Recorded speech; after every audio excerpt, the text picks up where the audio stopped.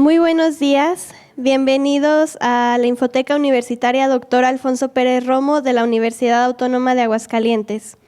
En nombre de la Dirección General de Difusión y Vinculación y del Departamento de Difusión Cultural, les agradecemos su presencia en la 7ª charla de este ciclo Helicón, que lleva por título el nombre de La expulsión del paraíso, huertas del barrio de la salud.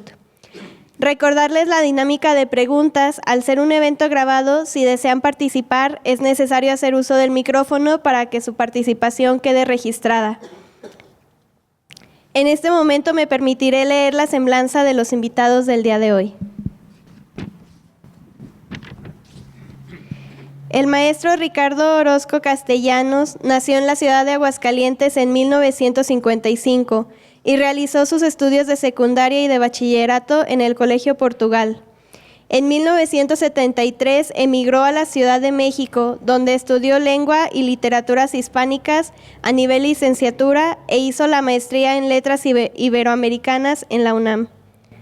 Es maestro de vocación y ha impartido clases en la Universidad Autónoma Metropolitana y en el Colegio de Bachilleres, donde también fue director del plantel 20. Y aquí, en Aguascalientes, fue director del Colegio Portugal y maestro de varias generaciones en la UA, donde también fue jefe de departamento de la licenciatura en letras hispánicas.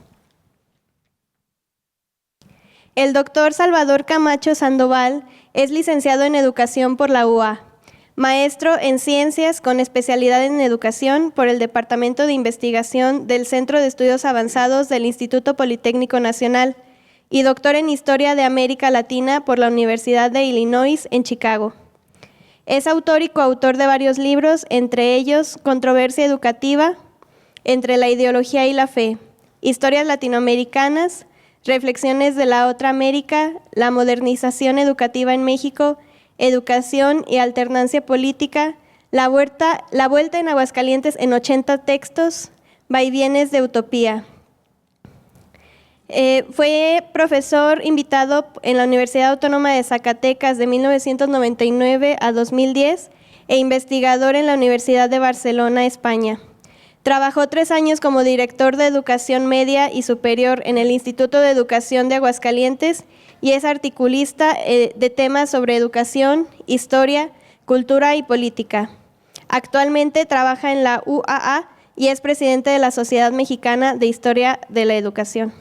Bienvenidos a ambos y que disfruten de la charla.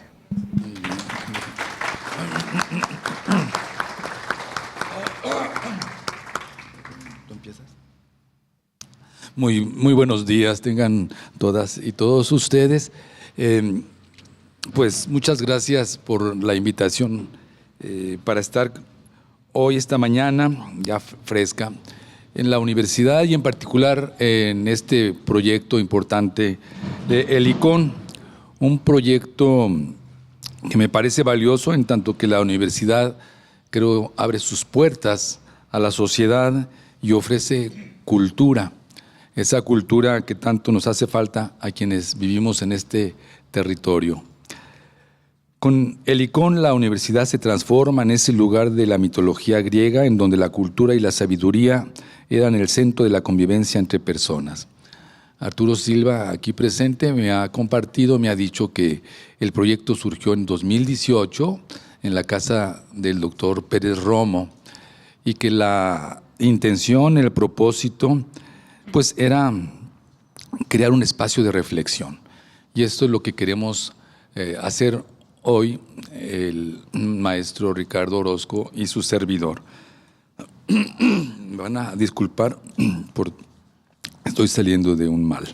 La charla que se anunció para hoy tiene como tema central las huertas del barrio de la salud, concebidas como un paraíso que se perdió, que perdimos los habitantes de Aguascalientes. Este es el centro que nos reúne a todas y todos, pero debo decirles que ese es solo un tema del último libro de Ricardo Orozco y yo estoy aquí porque Ricardo me invitó a presentarlo.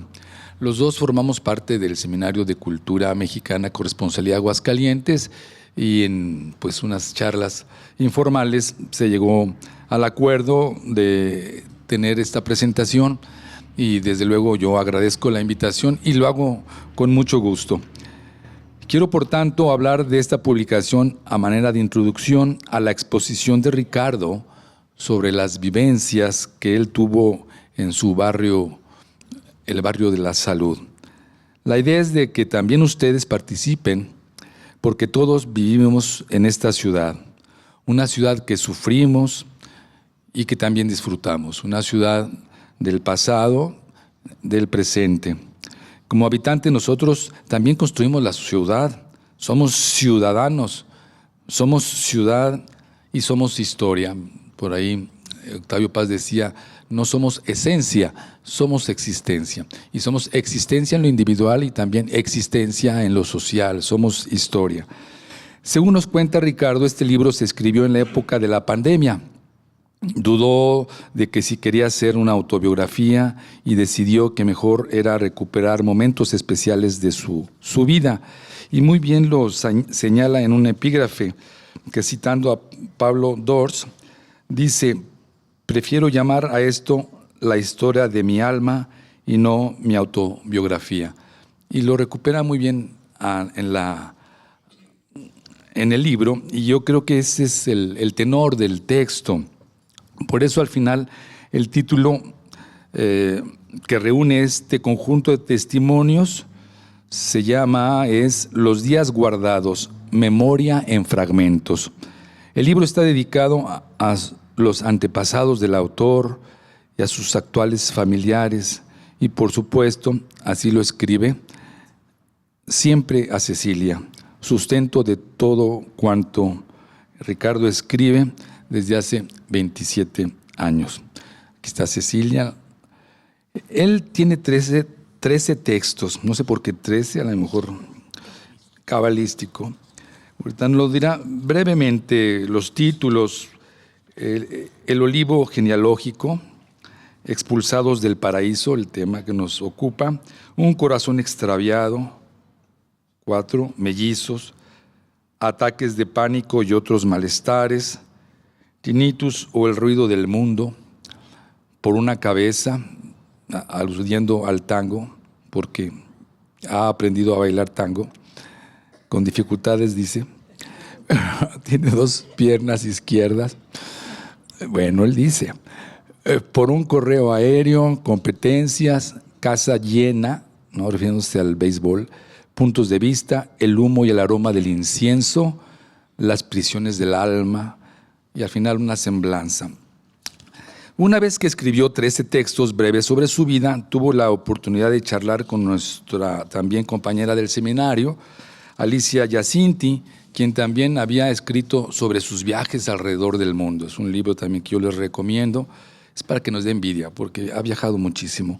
Y ella le recomendó a Araceli Suárez Aroche para su edición y publicación. Araceli aquí está también. El libro quedó muy bien y se agradece porque la lectura es muy amigable. Además, porque Ricardo tiene el don de la palabra escrita. Sus historias de vida son valiosas, no únicamente porque lo que escribe tiene importancia para quienes conocemos lo que él nos narra, sino particularmente porque lo hace desde quien tiene el dominio del cómo escribir. Y no es para menos, él también hace literatura, escribe poesía y prosa.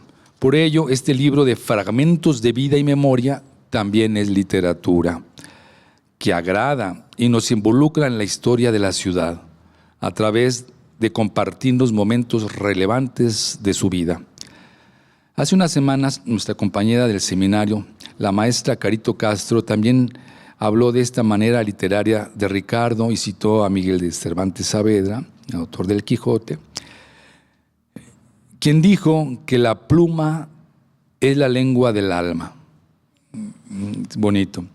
Y con el alma, Carito Castro leyó este libro. Y la entiendo porque Ricardo, al narrar parte de su vida, nos invita a pensar en nuestra propia vida. Si él comenta su relación con sus abuelos, tatarabuelos, yo pensé en los míos. Y ustedes, al leerlo, seguro pensarán en sus antepasados. Me gusta mucho la sencillez y pulcritud con que trata temas relevantes y complejos de la vida, que son de Ricardo y de todos nosotros. La narración del fallecimiento de sus seres queridos, las enfermedades que Ricardo ha tenido, sus torpezas y su carácter tímido y medroso están presentes. Él se define así. Pero también están en este libro, por otro lado, las aventuras de estudiante, su amor por su novia y ahora esposa, y las relaciones con los espacios entrañables, precisamente, entre otras, con las huertas de la salud, de la que al rato nos compartirá. En el libro está esa redacción amena, lúdica, picaresca. Me voy a permitir leer un encuentro de adolescente que él tuvo con su maestra de inglés. Ya se imaginarán. Y es una muestra de la manera en cómo él aborda su adolescencia, su colegio, sus compañeros y esa mujer que tendría unos 20 y tantos años. Él era un mocoso, ¿verdad?, adolescente, y nos narra su encuentro con Georgina. Él dice que en la secundaria había una maestra muy guapa de apellido Pasillas, pero que se fue y regresó, y se incorporó una notable maestra de nombre Georgina. Ella, dice Ricardo, era también joven, guapa, simpática y comunicativa. Tenía facciones levemente libanesas o sirias, como su apellido parecía insinuar, pero se maquillaba a la española, de modo que podría afirmarse que era una libanesa muy sevillana o malagueña. Y luego nos narra que en una ocasión, en un festival, ella se vistió como española y que se parecía a Sara Montiel. Ahorita, hace un momento, mientras esperábamos esta reunión, conversé con mi hermano Alberto, que está aquí, sobre Sara Montiel, ¿verdad? Y Araceli sacó la imagen de ella, la recordé, una mujer bellísima. Y bueno, para Ricardo, Sara Montiel y su maestra eran muy parecidas. Lo interesante es la manera como describe el caso, ¿no?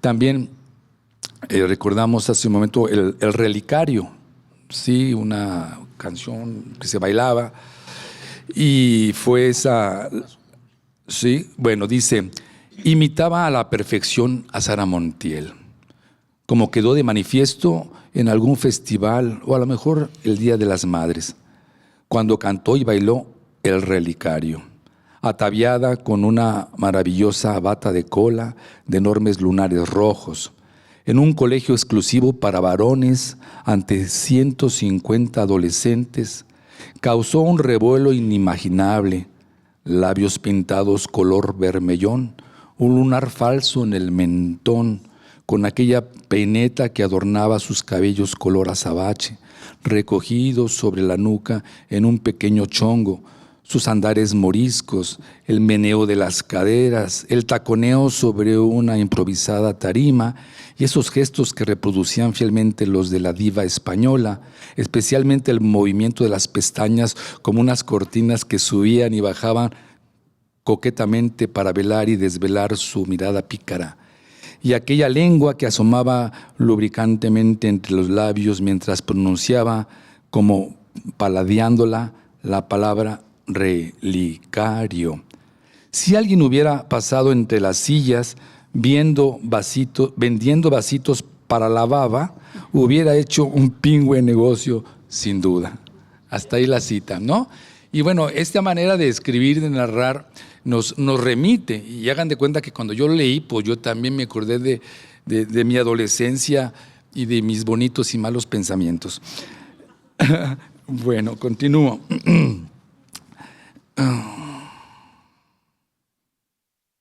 El libro, lo reconoce el autor, está lleno de nostalgia, y bien se ha dicho que se vuelve más fácil caer en la nostalgia en la medida que el tiempo se va acumulando entre nosotros las personas. Y el tiempo, bien lo dijo el gran Jorge Luis Borges, el tiempo es la sustancia de la que estamos hechos.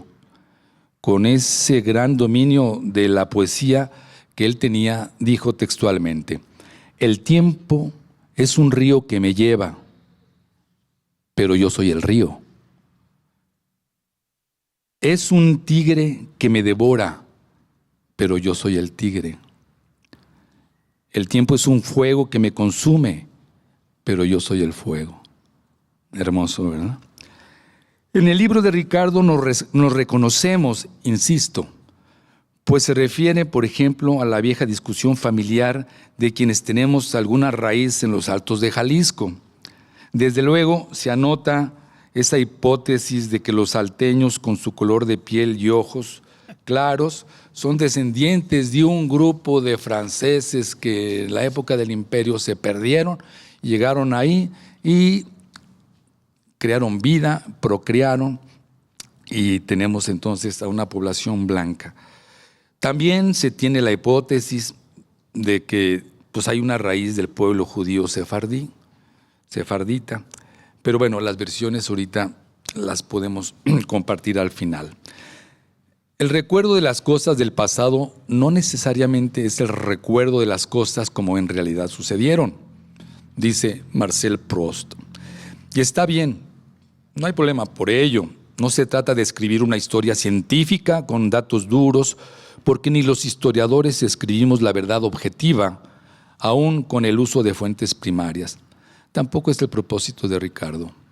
Él deja que circule la sangre y los sentimientos, evoca personas y lugares entrañables. Su escritura está teñida con los colores de la imaginación.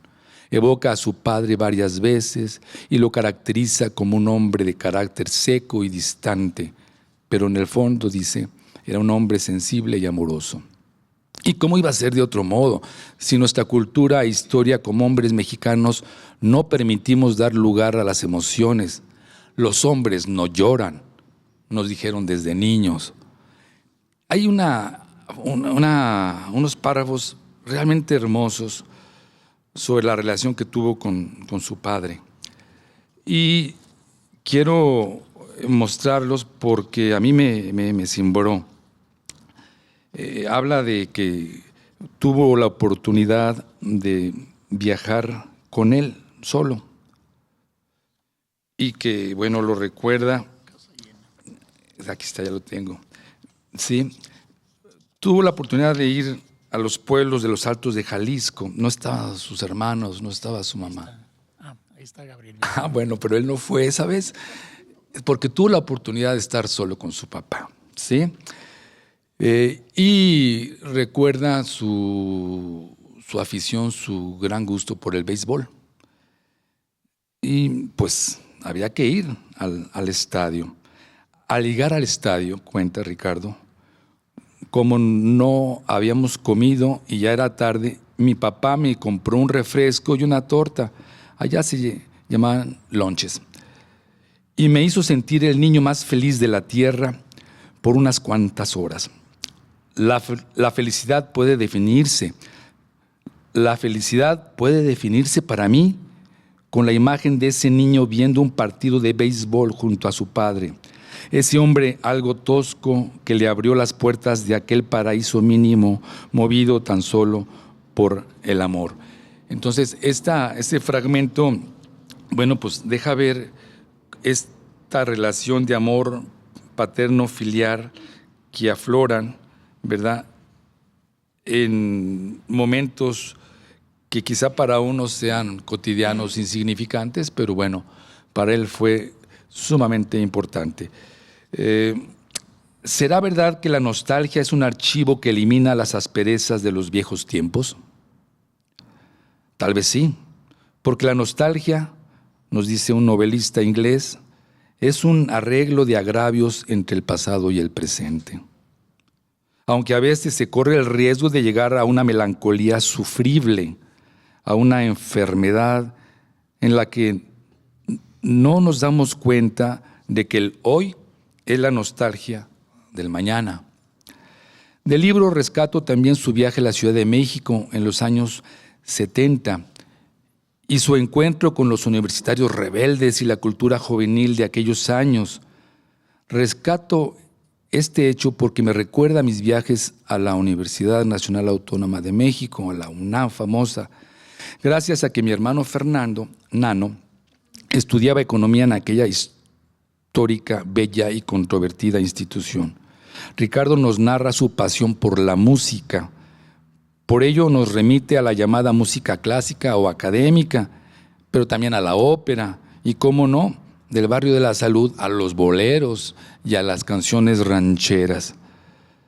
Hay un testimonio en donde él habla de su incorporación, de su examen y la manera en cómo finalmente lo aceptaron, ¿verdad? Y pues como un muchachito, bueno, ya no tan muchachito, joven, ¿verdad?, llega finalmente a la UNAM, tenía 17 años. El aviso positivo llegó, ya no me acuerdo por cuál vía, para que fuera a inscribirme y a presentarme a mi primera clase, el 30 de abril de 1973. Había vencido en una competencia más. No me lo creía del todo. Un muchacho tan retraído como yo, egresado de un colegio privado religioso de una ciudad pequeña de provincia, estaba iniciándose en sus estudios profesionales y asistiendo a aquellas aulas cargadas de historia. ¿Se imaginan? En especial en su época de juventud escuchó a los españoles antifranquistas, en especial a Joan Manuel Serrat, de quien confiesa es admirador asiduo, incluso se confiesa fanático. Y lo entiendo porque yo también llevo la camisa de Joan Manuel Serrat y por medio siglo he cantado "Caminante no hay camino, se hace camino al andar". O esa hermosa canción que tanto me gusta y que tocó con la guitarra, las pequeñas cosas que nos hacen llorar cuando nadie nos ve. O Barquito de papel. Esta canción la canto y mi hermano Fernando se acuerda de los barcos de papel que hacía navegar en los canalitos de agua que regaban las plantas, los arbolitos y las flores del jardín de San Marcos. En fin, termino diciendo que cuando uno regresa a los lugares antiguos, quizá nos damos cuenta de que no extrañábamos esos espacios, sino nuestra niñez. Que de ellos hacíamos escenarios de batallas y juegos, y si había frutales y espacios verdes, como en las huertas del barrio de la Salud, entonces eran paraísos. Felicito a Ricardo por la publicación de su nuevo libro.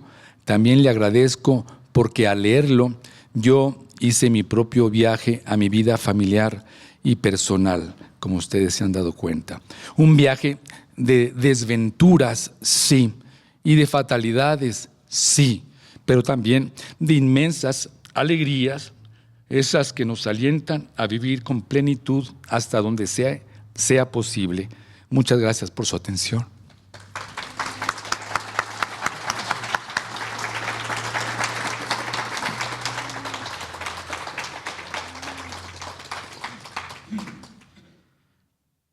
Muy buenos días.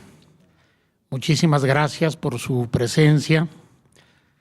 A lo mejor algunos que están aquí se sienten un poco engañados porque les prometimos hablar del barrio de la Salud y estamos hablando de nosotros mismos.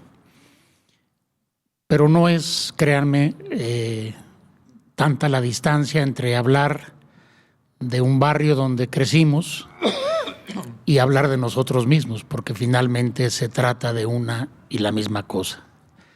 Quiero comenzar agradeciéndole muy cumplidamente a la Dirección de Difusión de la Universidad Autónoma de Aguascalientes, que fue por mucho tiempo mi casa de trabajo, en especial a la señorita Clara Diosdado, que ha hecho todos los arreglos para que esta charla, esta conversación con ustedes se llevara a cabo, y a mi querido amigo Arturo Silva, que fue quien me propuso participar en este ciclo de charlas El Icon.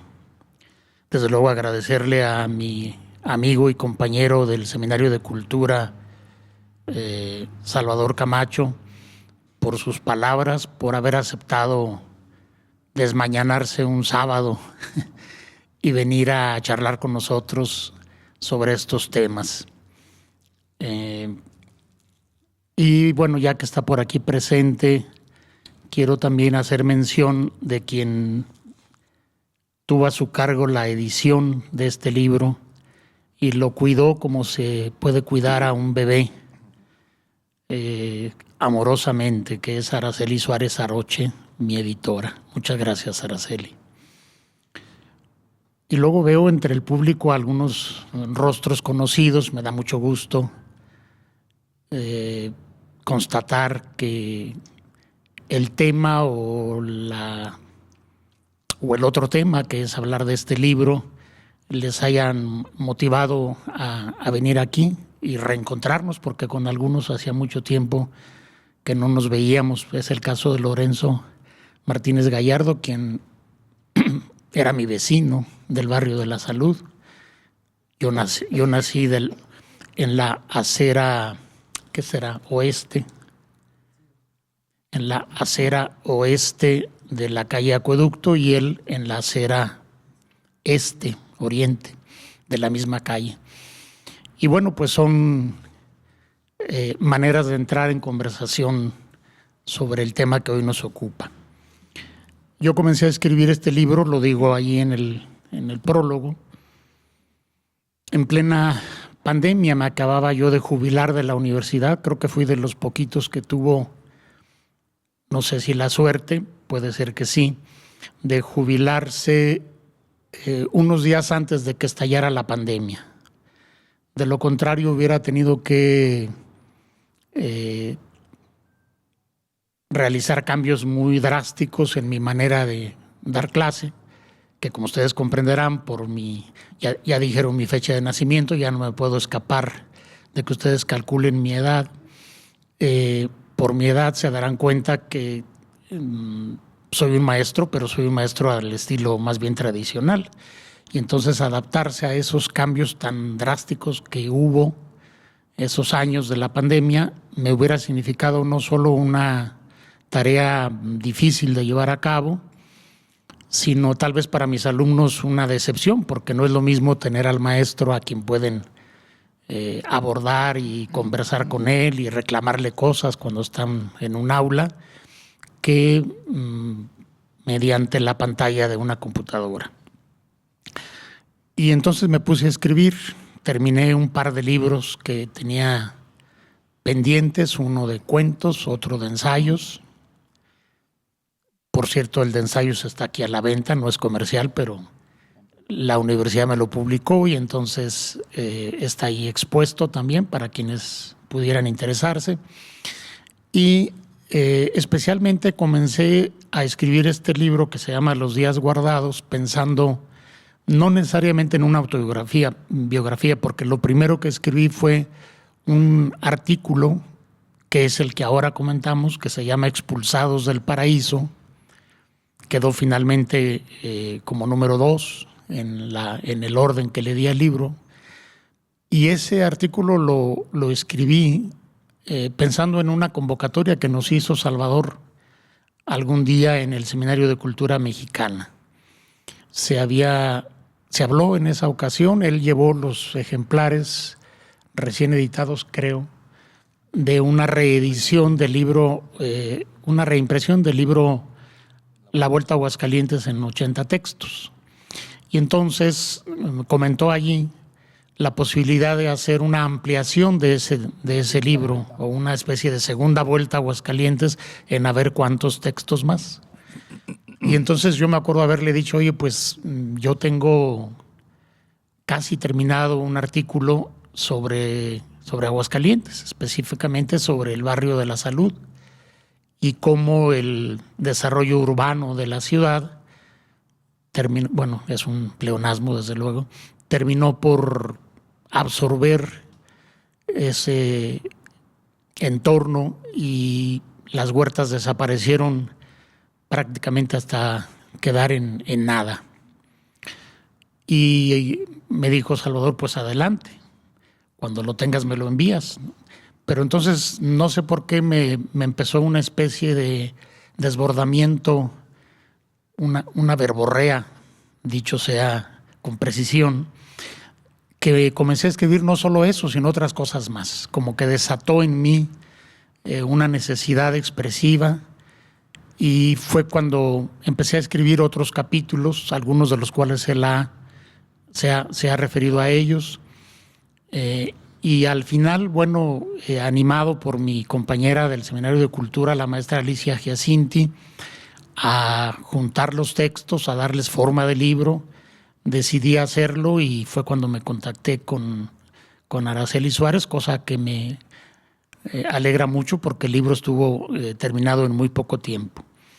De manera que, ¿cuánto pasaría, Araceli? Unos 2 meses, yo creo, entre la entrega del original y su impresión final. Y bueno, para entrar en materia, sobre el barrio de la Salud pudiéramos decir muchas cosas. Todas las que yo digo en este libro son las que a mí me constan. Hay, por supuesto, muchísimas referencias a las que podría haber atendido, pero como se trataba de ceñirme a mi propia experiencia, pues me limité a hablar de ese paraíso según lo que yo recordaba de mi infancia. Mis papás, como ya lo dijo Salvador también, eran originarios de los Altos de Jalisco. Los dos nacieron el mismo día y en el mismo lugar, pero no en el mismo año.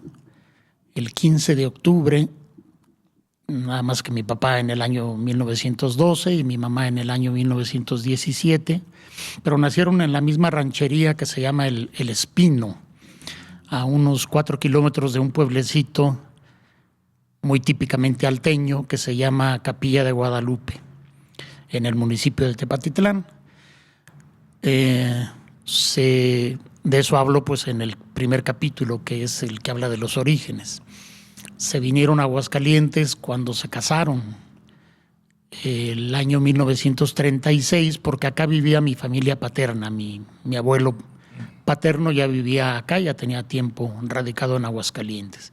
Y entonces mis papás se vinieron acá, luego tuvieron un periodo como de unos 8 años en que regresaron a su tierra, pero finalmente en el año 1948 se establecieron ya definitivamente en Aguascalientes. Y mi papá adquirió, lo digo también en este capítulo, por unos cuantos denarios, por unos cuantos pesos de entonces, una propiedad doble. La compraron él y su hermano mayor, y entonces eran probablemente unas 2 hectáreas de terreno. La casa daba a la calle Acueducto y por atrás se extendía la huerta hasta lo que hoy en día probablemente ustedes conozcan como la calle Cosío, la prolongación de la calle Cosío y la avenida Ayuntamiento. Sobre la avenida Ayuntamiento corría un arroyo que venía, según tengo entendido, desde el Cedazo, que ahora es pues un museo y una colonia más de Aguascalientes. Y esos eran, digamos, los límites, por lo menos, de las huertas de mi tío y de mi papá. Había otras varias. Yo pienso que el último vestigio de esas huertas del barrio de la Salud está ubicado en la esquina que forman las calles de Josefa Ortiz de Domínguez y el Paseo de la Cruz. Ahora pusieron allí, no quiero hacer el comercial, pero que se enojen los de Aurrera, les voy a hacer el comercial. Pusieron una bodega Aurrera, conservaron, yo creo que por razones de mandato arquitectónico, aquí arquitecto José Luis García nos podría ilustrar más tarde sobre ese asunto. Si está obligado, quien compra un terreno como ese, a conservar al menos la fachada de la casa. Y eso fue lo que hicieron. Esa huerta era conocida con el nombre de la Huerta Cardona y era muy grande. Y tenía una particularidad, como tenía salida primero a la calle José Ortiz de Domínguez y después a la recién inaugurada avenida del Paseo de la Cruz, pues entonces se vendían los productos de la huerta al público en algunas mesitas que ponían por allí sus cuidadores. En el caso de las otras huertas situadas en la calle Acueducto, en la calle San Miguel y en esa esquina que ahora forman, no existía esa esquina, pero ahora está allí la calle Cosío y Acueducto, donde creo que están 2 restaurantes o un restaurante que se llama Triana, si no me equivoco. En esa esquina había también una huerta grande. Mi papá le llamaba la huerta de Leobardo. Yo creo que el dueño seguramente era él o el administrador de esa huerta. Luego, sobre la propia calle Acueducto estaban esas 2 huertas que ya les mencioné, de mi papá y mi tío. Y luego, cruzando la calle Delicias, que por cierto es la calle donde creció nuestro buen amigo el maestro Jorge Campos Espino. Después de esa esquina había por lo menos 3 huertas más. 2, una frente a la otra, eran propiedad de unos señores Medina, don Francisco Medina y su hermano. Y luego, casi al final de la calle Acueducto, que hoy en día desemboca en el primer anillo, esa esquina, esa cuchillita que forma la avenida Héroe de Nacosari con la calle Acueducto, hay una pequeña callecita de un par de cuadras que se llama La Salud, precisamente. Y entonces en ese triangulito entre la calle La Salud, la calle Acueducto y la avenida Héroe de Nacosari, había una huerta muy grande. La apertura del primer anillo y de la calle Héroe de Nacosari rompió la estructura de esa huerta que se llamaba la Piedra China. Es probable que a ustedes les suene, todos los que tengan mi edad, un poco más o un poco menos, es posible que les suene el nombre. Y si no tienen mi edad y son muy menores, lo que sí puede sonarles es el hotel y el restaurante La Noria, que están ubicados allí. Los dueños del hotel La Noria y del restaurante tuvieron el buen tino de conservar una parte de la casa, no toda, pero sí una parte importante de la casa, al menos la entrada y unos murales que estaban allí en esa fachada de la Piedra China. Esa casa perteneció durante muchos años al primer párroco de la parroquia del Encino, que vino a Aguascalientes en 1886. Iba a decir, si la memoria no me falla, bueno, sí, pues también es parte de la memoria, que se llamaba don Isidro Navarro Castellanos. Como ya alguno supondrá, pues era mi pariente lejano. Y él se estableció allí, esa casa yo creo que la compró, arregló la huerta y tenían incluso lo que pocas de las huertas tenían, que era parras.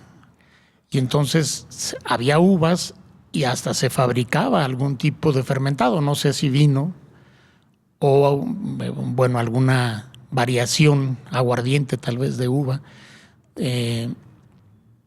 Y la huerta la conservó por mucho tiempo la familia, los descendientes del señor cura, quiero decir sus sobrinos nietos, se entiende, claro.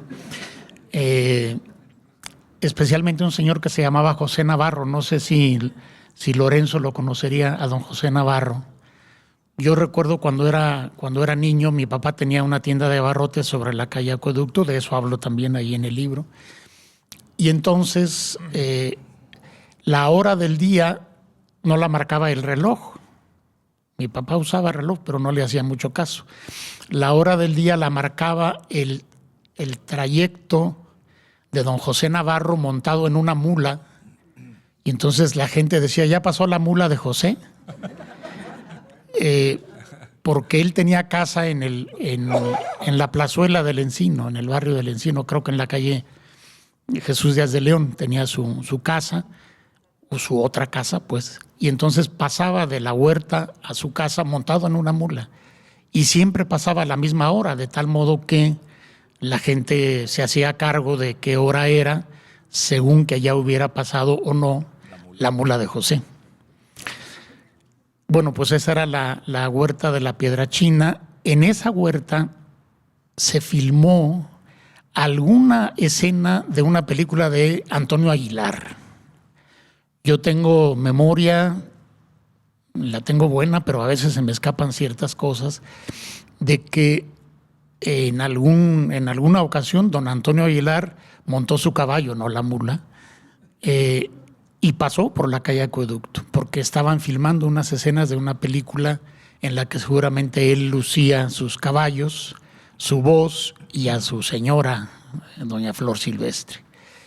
Y se habían hospedado un par de días en esa casa.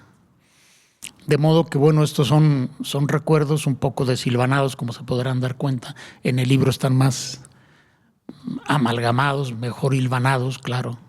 Siempre la escritura es más cuidadosa que la palabra oral, pero creo que lo que se entiende al final de ese capítulo, del cual voy a leer solo la introducción, es que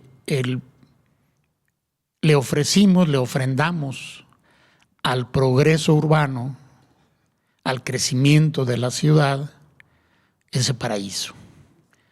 Y entonces no solo los que vivíamos allí perdimos el paraíso, como puede fácilmente explicarse, sino que también el resto de los habitantes de la ciudad. A algunos no les gusta que nos digan hidrocálidos, a mí me da igual, hasta lo prefiero porque suena mejor que eso de aguascalentense, que es más larguito, ¿no? Y menos eufónico. Entonces perdimos también un paraíso.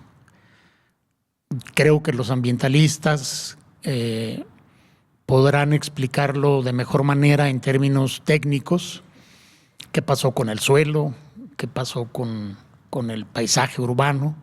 Eso los arquitectos y los urbanistas lo saben muy bien. Yo recuerdo que al fondo de las dos huertas de mi papá y mi tío se estableció, debe haber sido por el año 1962, una ladrillera. Luego supe que el cocimiento del barro en aquellos hornos de la ladrillera tiene consecuencias nefastas sobre el tipo de terreno que por allí existía, y además está el problema del agua también, desde luego. Las huertas se regaban con agua, fíjense ustedes, también los que tengan edad suficiente lo sabrán, y si no lo habrán leído en los libros de, entre otros, de Salvador Camacho o del arquitecto José Luis García. El agua provenía del estanque. El estanque era un cuerpo de agua que estaba ubicado en el centro norte de la ciudad, donde ahora es el fraccionamiento Primavera, muy cerca de la iglesia de la Medallita Milagrosa. Por ahí estaba ubicado el estanque. Hay algunas fotos del Aguascalientes antiguo donde se ve el estanque desde lejos y alcanza a verse el templo de San Antonio. Bueno, pues de ese cuerpo de agua del estanque provenía el agua con que se regaban las huertas tanto del barrio de Triana, del Encino, como del barrio de la Salud, a través de un sistema de acequias. El agua llegaba a cada huerta en tandas, 1 o 2 días de cada quincena, por ejemplo. No crean ustedes que era todos los días. Y con eso se regaban la huerta y había pues producción de frutales, sobre todo, muy abundante. Yo también lo digo en mi libro, Si ustedes hoy en día quieren ir a comprar higos o chabacanos, pues tienen que ir al supermercado porque ya ni en el mercado los hay. Y los van a adquirir a un precio ridículamente exorbitante. Yo recuerdo muy bien que el 100 de higos mi papá lo daba en $1. Claro, estoy hablando de los años 60, desde luego. Pero valía $1 un 100 de higos. Y había que venderlos pronto porque se echaban a perder. Y más valía regalarlos que se echaran a perder. Los chabacanos no me acuerdo cuánto costaban, pero si ustedes buscan chabacanos, primero no los van a encontrar fácilmente. Segundo, tienen que ir, pues no sé, a Walmart y comprarlos también a un precio exorbitante porque ya no vienen de Aguascalientes. Bueno, ya no vienen siquiera de la República Mexicana, sino de Chile. Cosa verdaderamente de Chile, de Sudamérica. Cosa verdaderamente sorprendente. También las ciruelas, por ejemplo. Esas todavía se pueden encontrar, la llamada ciruela criolla o el durazno. No sé si alguno de ustedes probó la delicia de un injerto que se llama prisco, que es un durazno blanco. Bueno, pues eso había en las huertas, había perales, había ciruelos amarillos y ciruelos rojos, y había muchas granadas y sobre todo muchos membrillos, que a mí es la fruta que más me recuerda a la infancia. De manera que cuando pruebo un membrillo, cuando pruebo un chabacano, se me viene encima, lo digo en mi libro, toda mi infancia, como un efecto, como un torrente de nostalgia. Y eso terminó, creo yo, que hacia principios de los años 70 empezó el declive de las huertas. Luego, a finales de los 80, prácticamente ya se habían vendido, fraccionado los terrenos. Se abrió la avenida Paseo de la Cruz, la calle Cosío, la avenida Héroe de Nacosari, que partió en dos muchas de las huertas que por ahí había, incluso que terminó con la acequia, una de las acequias principales que venían del estanque, pasaba por lo que ahora es Héroe de Nacosari. La calle se llamaba, Lorenzo no me dejará mentir, Saturno, un nombre extraño, pero no tan extraño si se piensa que muy cerca de la calle Saturno estaba la calle La Luna. Entonces, bueno, ya como que uno dice La Luna y Saturno, ya algún parentesco astronómico hay. Se abrió la avenida Héroe de Nacosari, yo pienso que a finales de los 60 o principios de los años 70, porque miren ustedes, la otra huerta que ya no pertenecía al barrio de la Salud, pero muy famosa, que se llamaba la Huerta Gámez, más bien en el barrio del Llanito, la partió en dos la avenida López Mateos.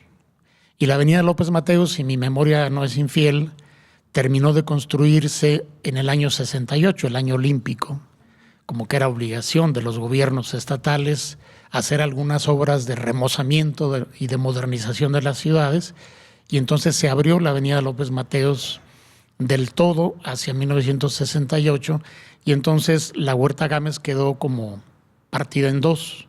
Una pequeña parte se conservó en lo alto de la calle 5 de Febrero y daba también a la avenida Héroe de Nacosari, y ahí se conservó la casa de la huerta, una casa muy bonita que luego la rentaban como salón de fiestas. Y el resto de la huerta, pues es lo que ahora todo el mundo sabe que es el Parque Hidalgo. Ahí estaba el resto de la huerta y sí, todavía existe y todavía se puede ver, deterioradón, pero se puede ir a disfrutar de ese parque. No quedaron ahí los frutales, no, más bien árboles de ornato. Y creo, como les digo, que hacia 1990 pues ya prácticamente no existía ninguna de las huertas. Yo creo que la del señor Medina y la otra llamada Huerta Cardona son las que más tiempo pudieron resistir frente al embate de la modernización de Aguascalientes. La calle Acueducto, que era una calle de tierra cuando yo era niño, se adoquinó. Alguien dice, pues sigue siendo una calle de tierra porque los adoquines no están firmemente puestos, ¿no?, sobre la calle. ¿qué sería? Como en el año 90, ¿verdad? Sí, como en el año 90 fue que se adoquinó esa calle Acueducto y quedó también pues un poco partida porque si alguien conoce el barrio, la calle Acueducto es muy sinuosa. Comienza, como les dije, en primer anillo.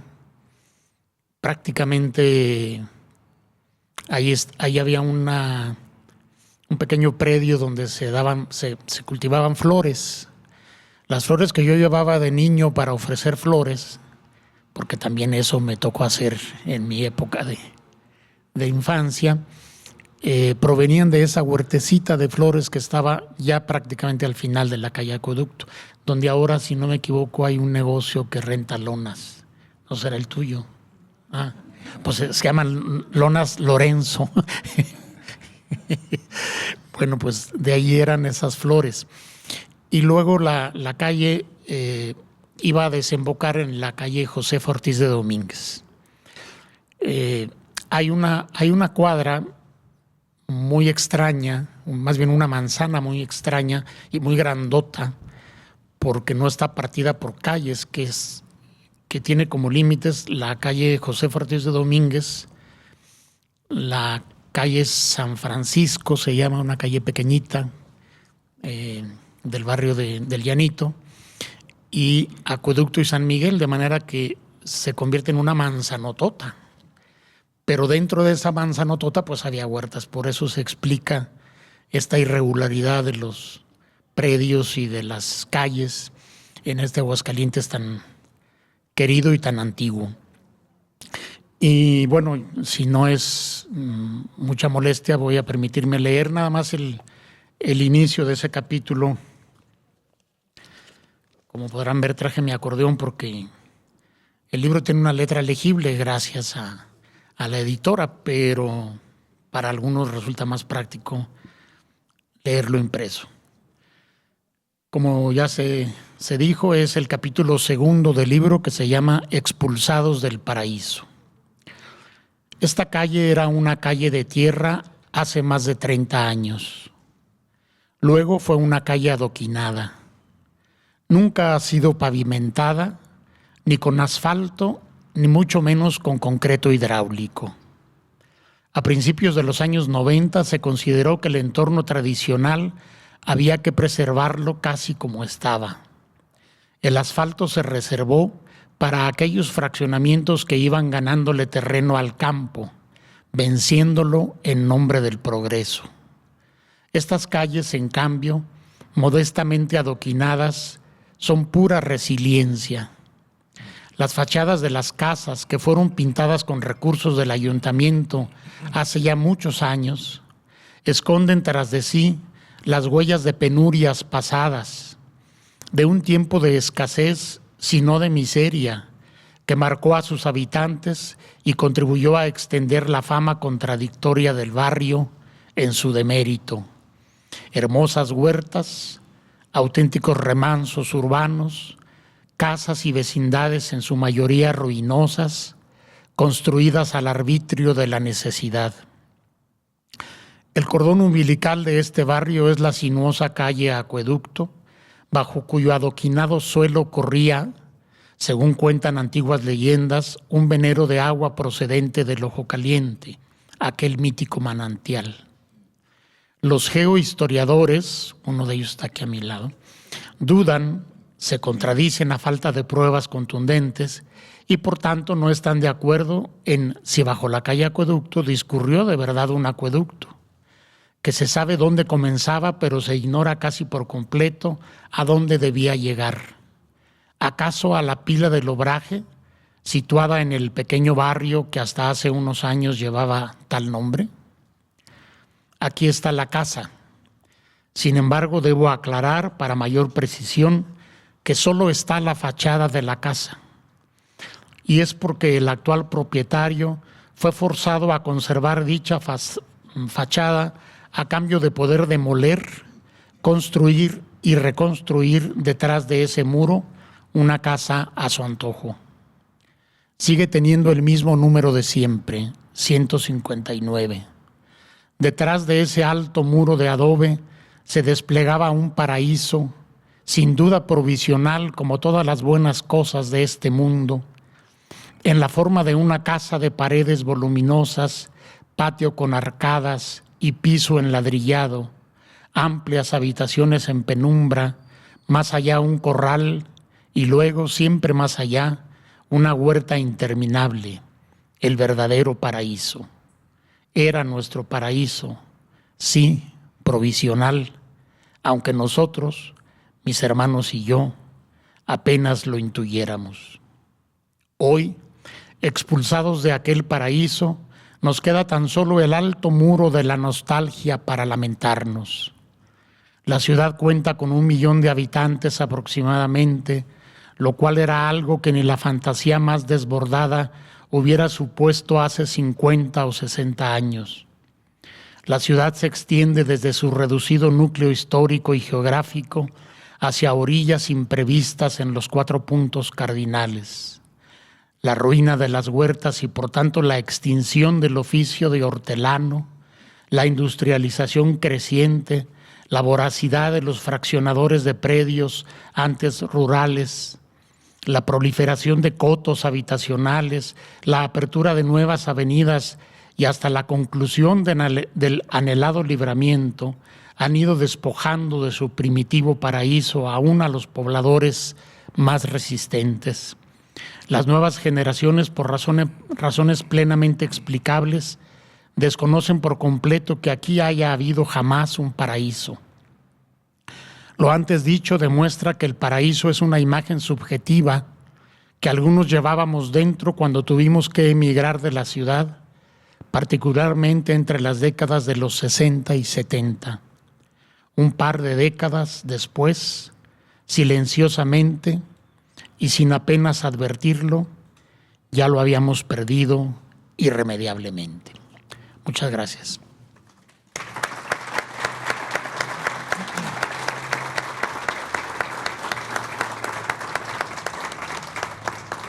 Pues ahora creo que hay un micrófono ambulante por allí, por si alguien tiene un comentario, quiere conversar algo más sobre estos temas, quiere preguntar, a ver si estamos en posibilidad de contestar. Gracias. Buen día a todos, buen día maestro, doctor.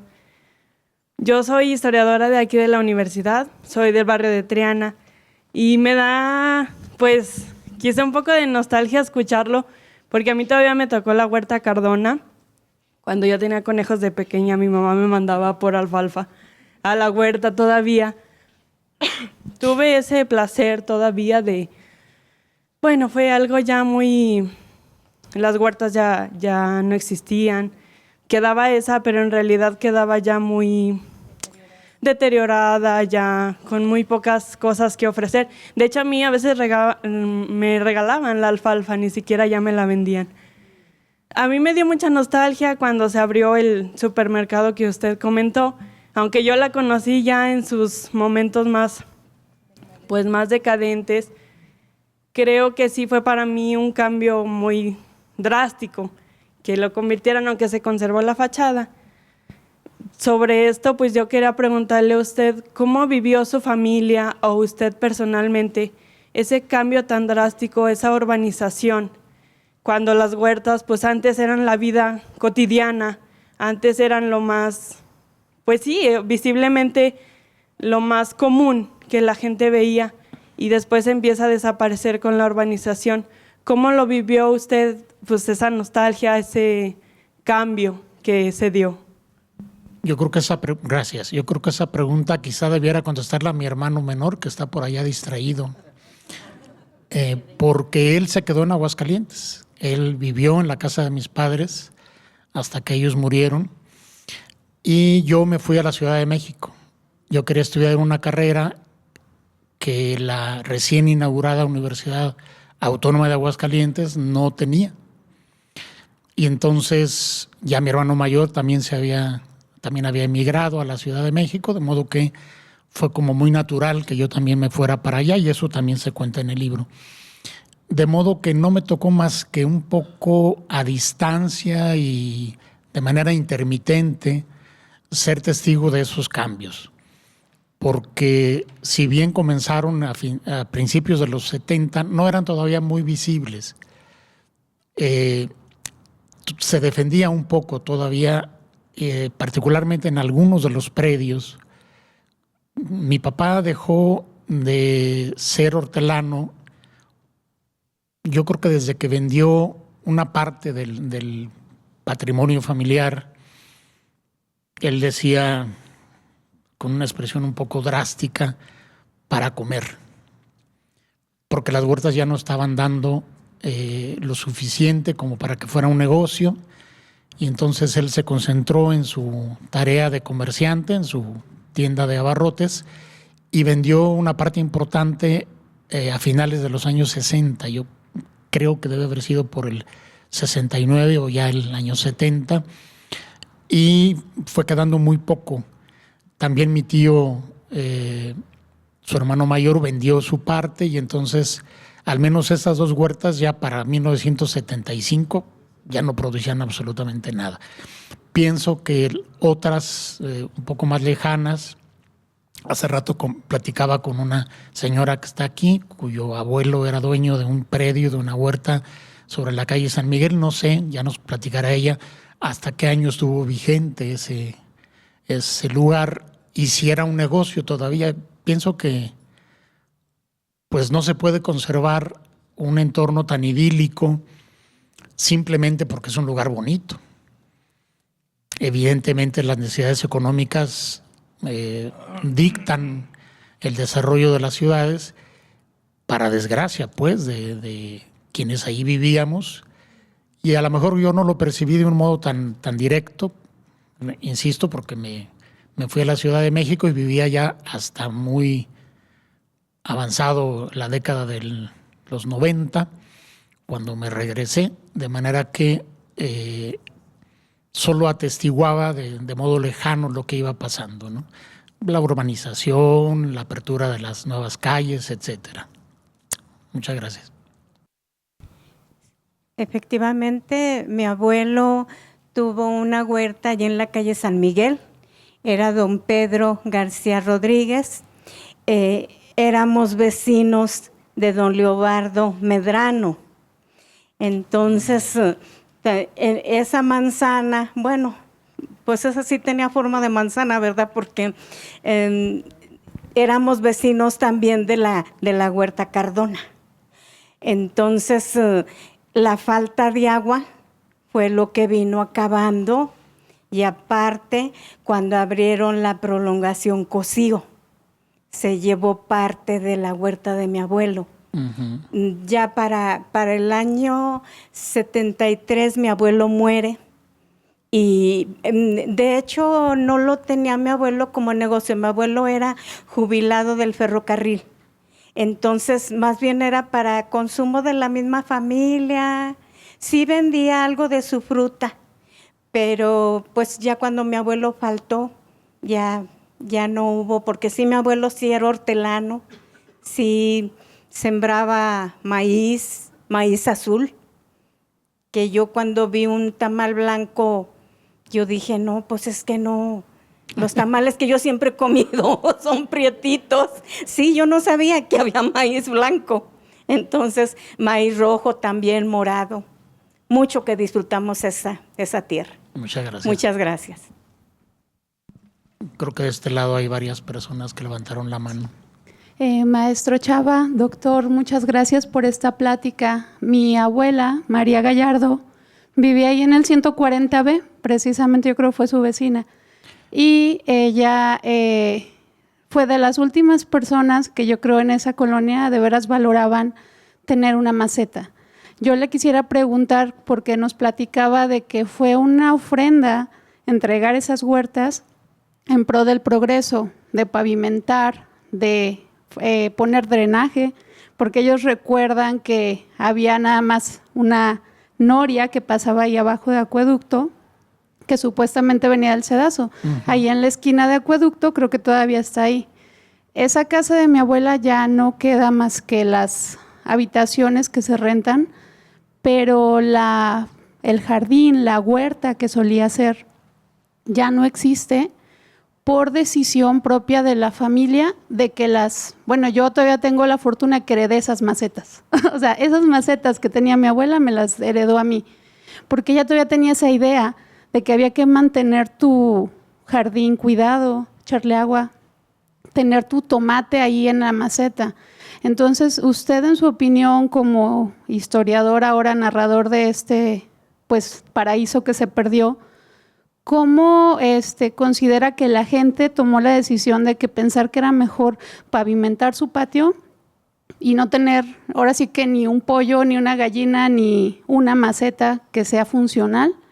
¿Y qué tanto fue la decisión de la ciudad de decir, ok, vamos a pavimentar todo? Porque muchas de las casas que están en esa zona están totalmente pavimentadas. O sea, ninguna casa ya tiene jardín, ninguna casa ya tiene un patio con macetas, porque se tomó esa decisión a lo mejor de manera familiar y también como en pro de la ciudad. Muchas gracias. De nada, al contrario. Bueno, yo no podría hablar por... Adelante. Sí. Esto del cemento que cubre la tierra, el pasto, tiene que ver con una idea pues de progreso. Yo estuve en Barcelona viviendo un tiempo y me llamaba mucho la atención que los parques fuera terracería. Y yo, en mi ingenuidad e ignorancia, decía, ¿cómo una ciudad cosmopolita no tiene pavimentados sus parques? ¿Verdad? Claro, o sea, ahorita tengo otra idea, otra visión, pero yo creo que tiene que ver con esa identificación de que lo que es pavimentado, que es cemento, es signo de progreso, y lo que es tierra, ¿verdad?, es signo de atraso. Y bueno, afortunadamente ya ha habido grupos ambientalistas, gente experta, gente sensible, que nos está diciendo hay que recuperar lo verde, ¿sí? Hay que recuperar un pasado que fue importante, y no únicamente con el afán de la nostalgia, que desde luego es válido, sino porque es una alternativa de convivencia con la naturaleza. Entonces, ahorita que te escucho, esto del pavimento, pues es parte de esta cultura. La otra vez estaba escuchando a José Luis y al arquitecto Martín aquí en Radio Universidad sobre las casas antiguas donde había el corral, ¿verdad? Yo en la casa de mis padres teníamos los dos patios y al final el corral, en donde se tenía hasta el puerquito, ¿no? Y todo lo que significa el puerco como ahorro, ¿verdad? Se vendía o se mataba para una fiesta, etcétera, ¿no? Entonces esa cultura se pierde. Y en algún momento yo creo que sí es importante, o sea, no todo hay que tirarse, no todo hay que recuperarse, ¿no? Porque llega un momento en donde el puerquito, pues ya se vuelve un elemento de un ámbito insalubre. Entonces, pues llega el municipio y con toda razón prohíba, etcétera, etcétera, etcétera. Pero bueno, es quizá un paso entre lo rural y lo urbano, ¿verdad? Que a veces tira por la borda todo lo rural en el sentido de la naturaleza, no necesariamente de la producción, ¿no? Y bueno, uno escucha, ve imágenes en países desarrollados que están regresando al tema de la alimentación, el cultivo dentro de las propias casas, en las azoteas, etcétera, la recuperación de las avenidas, los parques, no se diga. Entonces, bueno, pues es un tema importantísimo. Bueno, yo solo agregaría que, en efecto, lo explicó muy bien Salvador, la idea de progreso está muy ligada también a las perspectivas económicas de las personas. A mí me da la impresión, y eso es la manera como yo lo viví, de que en la conciencia de las personas que vivían en esos barrios había una sensación de atraso económico y urbano. Y entonces vivir en una calle que no estaba pavimentada daba la impresión de que pobrecitos no les ha llegado el progreso. Yo debo confesar que a mí me parecía así cuando yo era niño. Yo fui a estudiar la secundaria, la primaria la hice ahí en mi mismo barrio, pero la secundaria la fui a estudiar enfrente del Jardín de San Marcos, y el trayecto que hacía el autobús y luego yo caminando, pues era por lugares asfaltados. Entonces yo decía, bueno, ¿por qué mi barrio no está asfaltado? Pienso que ese pensamiento, a lo mejor un poco primitivo que yo tenía, privaba también en otras muchas familias, y entonces se acepta como natural, como conveniente, una idea de progreso que consiste en acabar con lo natural. Por supuesto que los ambientalistas, ecologistas, esos movimientos que hoy en día existen, pues en los años 70 no existían. Y si existían, ni quien los conociera. De manera que no se pensaba en esos términos. Y yo creo que no hay necesidad de, pues digamos, de lamentarlo, más que en términos así, simbólicos, legendarios, literarios, si quieren, pero que son los avatares, son las peripecias que tiene el crecimiento de una ciudad. Ya cuando uno es adulto, cuando uno tiene una cierta conciencia del pasado y del presente, y sobre todo del futuro, se da cuenta que es bueno regresar, como decía Salvador, pues a ese tipo de maneras de vivir. Pero ya esa es harina de otro costal. Gracias, buenos días. Comentar que mis recuerdos del barrio de la Salud es el Templo de la Salud y el Panteón de la Salud.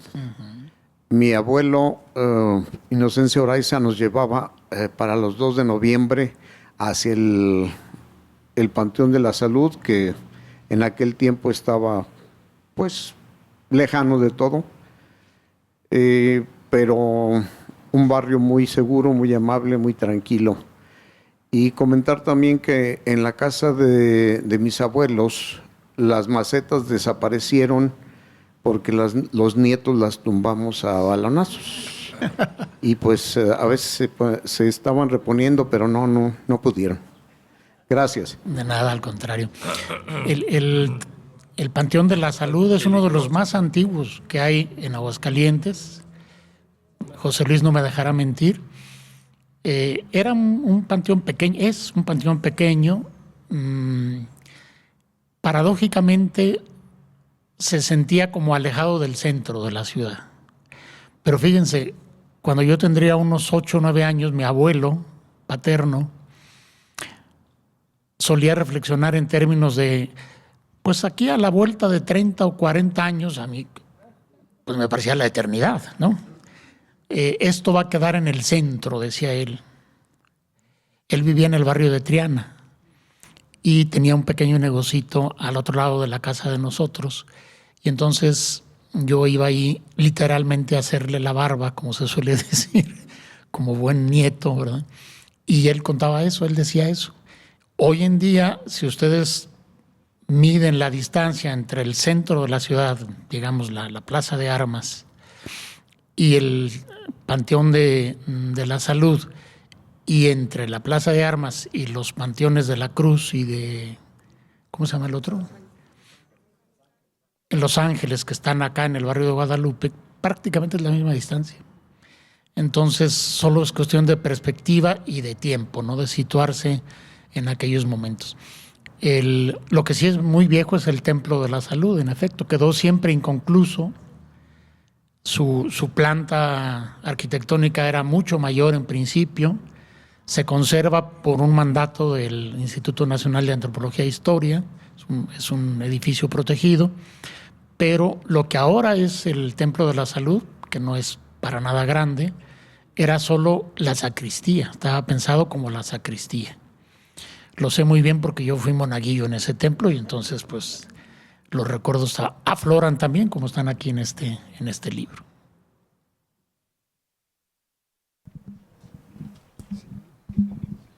Buenas tardes. Buenas tardes. Quiero darles las gracias a los dos. Nosotros somos también familias de hortelanos. Mi tatarabuelo era Ireneo Barba Márquez, el dueño de la huerta de Triana, de donde está el Oxxo, de la plaza de Triana y lo que es todo Jobar. Y ¿Era el papá de don José? No, su abuelo. Su abuelo. Sí.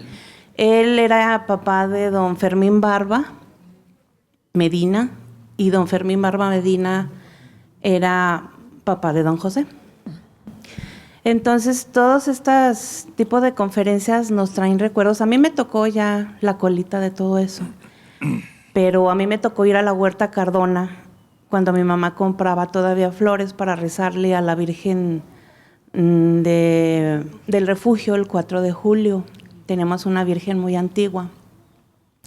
Como dice mi hija, que estudió aquí, es historiadora ella, comprábamos también alfalfa para los animalitos todavía ahí en la Huerta Cardona, y todavía había algunas frutas, había poquitos higos, poquitas granadas, y también me tocó cuando yo iba a la primaria, había una huerta enfrente que mi mamá decía que era de los Tavares, enfrente de la escuela Francisco Zarco. Y nosotros nos robábamos las granadas. De las ramas que caían, nosotros las robábamos con Era un donativo. Sí, sí. Bueno, se oyó muy feo. La barda estaba ya cayéndose de adobe y nos subíamos a agarrar las granadas. Entonces todo esto es muy ilustrativo, muy hermoso, porque nos rememora hasta lo de las macetas que están diciendo. Mi tía tenía una casa grandota donde es el PRD, a la vuelta enfrente de la huerta de la Jobar, y tenía alrededor de 40 macetas de las blancas grandotas, y le digo a mis hijas que cuando regaban se juntaba el agua y hasta alberca teníamos, nos aventábamos de panza ahí todos los chiquillos. Sí, claro. El corral, nos íbamos a jugar al corral. Y pues son recuerdos muy bonitos. Los felicito. En cuanto supimos que era de huerta, nos venimos para acá. Qué bueno. Y qué bueno que se hagan este tipo de conferencias. Gracias. Al contrario, a ustedes. Buenos días. Buenos Muchas días. gracias porque muy interesante, muy ameno, como muy familiar, ¿verdad? Muy bonito la exposición de ambos. Yo quería preguntarle si la huerta donde está la Capilla de las Madres de la Paz, también tienen su huerta, ¿verdad? También pertenecía desde entonces, sí, de las mismas de los que nos están hablando, o eso ya es más posterior. No, es de la misma época. Sí, ¿verdad? Lo que pasa es que esa huerta está en un barrio limítrofe con el barrio de la Salud, Ajá. que es el barrio del Llanito. Sí. La huerta es muy antigua, creo que todavía es ya no productiva, pero ahí viven las madres. Ajá. Ahí tienen su capilla. Las madres. Ahí me casé. Ancianitas tienen ahí su ancianato. Sí.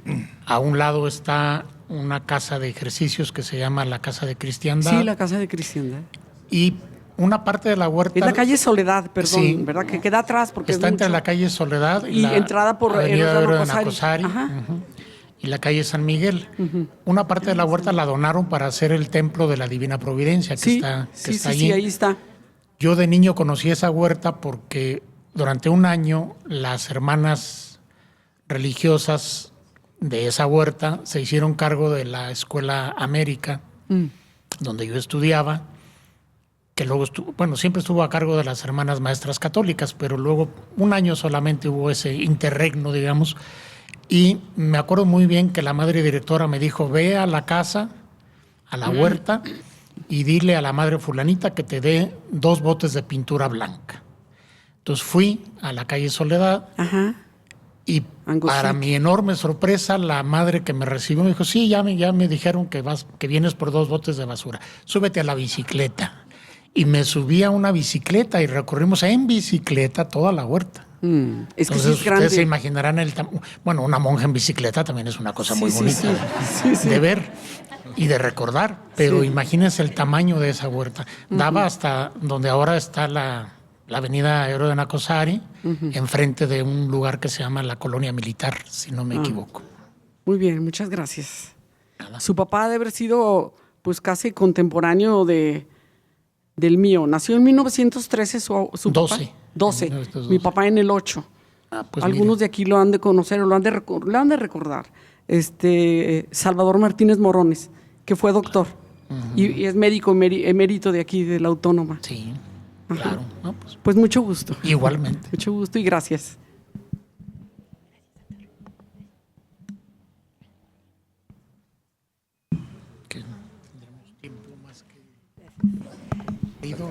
Gracias a los dos por esta plática tan agradable. Me hizo recordar tiempos ya idos, pasados. Yo soy del Encino también. Mis abuelitos vivieron allí en la calle Díaz de León, en una casa que colinda con el templo del Señor del Encino. Y cuando era niña, nosotros íbamos a las huertas y era fabuloso eso porque nos permitían entrar a las huertas y comernos toda la fruta que quisiéramos. Y pagaba uno solamente lo que se llevaba uno a casa.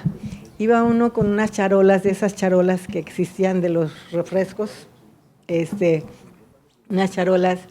Llenaba uno la charola de fruta y la llevaba a la casa. Pero era una cosa deliciosa las huertas del barrio de la Salud. Ajá. Son recuerdos de verdad entrañables. Muchas gracias. Luego, el precio era ir a la consulta del doctor, porque Claro, sí. me puedo imaginar cómo terminaban. De hecho, uno de mis hermanos se comió tantos higos que en la noche tenía pesadillas y decía, mamá, ese higo me quiere comer. Perdón que vuelvo a agarrar el micrófono, pero mi mamá me platicaba que sus tías abuelas tenían un verso de eso que están diciendo de las frutas. Todo lo que quiera comerse se comen, Sí. pero no saquen nada. Y decía que ella decía, hay peritas, hay visitas, hay asadón y no se para ningún camión. Muchas gracias. Muchas gracias.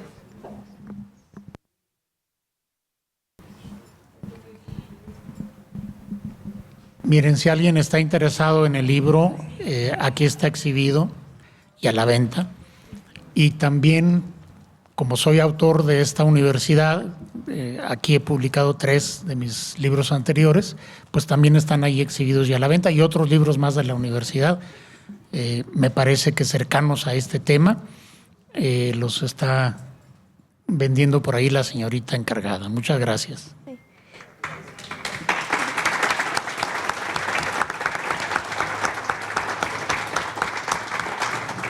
Sí, muchísimas gracias al maestro Ricardo Orozco y al doctor Salvador Camacho por esta charla. Gracias a ustedes por venir y participar.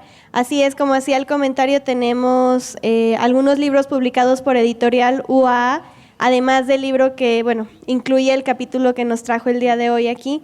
Los invitamos a pasar aquí al costado para que adquieran el libro de su preferencia. Y bueno, en este momento yo cedo el uso de la palabra al doctor Ismael Manuel Rodríguez Herrera, director general de Difusión y Vinculación, para cerrar con esta charla.